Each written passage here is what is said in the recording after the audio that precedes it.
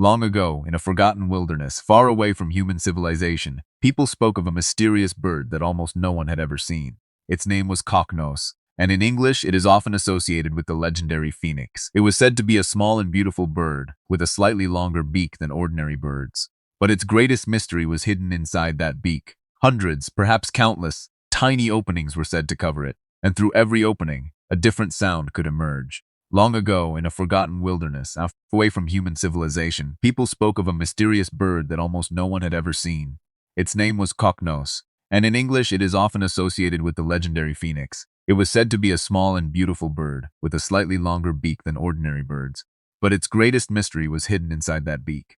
Hundreds, perhaps countless tiny openings were said to cover it, and through every opening, a different sound could emerge, but the phoenix did not sing merely for itself. According to the legend, its purpose was to bring beauty into a lonely world. Its voice could calm a troubled heart, it could make silence feel less empty, and it could bring a moment of happiness to someone who had forgotten how to smile. Perhaps that was the true gift of the phoenix, not its feathers, not its mysterious beak, but its voice. But every legend has a final chapter. The phoenix had one final melody left to sing, the legendary Raga Deepak, and when that final song began to approach, the phoenix started preparing. Deep in the wilderness, it collected small dry branches, leaves, twigs. Piece by piece, it built a great pile beneath itself. Day after day, the pile grew larger, and the phoenix continued to sing, as if it knew exactly what was coming. The final day arrived.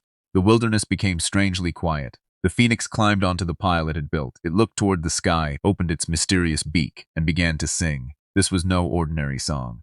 It was Raga Deepak. The melody grew stronger, the sound filled the wilderness, and according to the ancient legend, the dry branches began to catch fire. Flames rose around the bird. The phoenix continued singing, until its final note disappeared into the flames. And then everything became silent. The phoenix had turned to ash. Days passed. The ashes remained, alone in the wilderness. The first rain arrived. Raindrops fell upon the ashes. The dry earth became wet. And according to the legend, something extraordinary happened. The ashes gathered together, they formed an egg, and from that mysterious egg, a tiny new bird emerged. The next phoenix, the next voice, the next keeper of the songs. The new phoenix grew, and just like the one before it, it began to sing, a new voice, new melodies.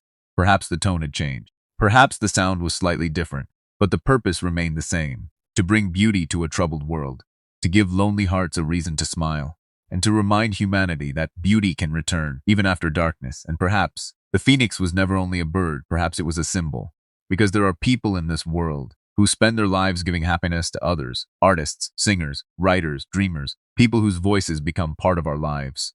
One day, they leave this world, their voice becomes silent, and we think they are gone, but perhaps they are not truly gone, because their music remains, their words remain, their art remains.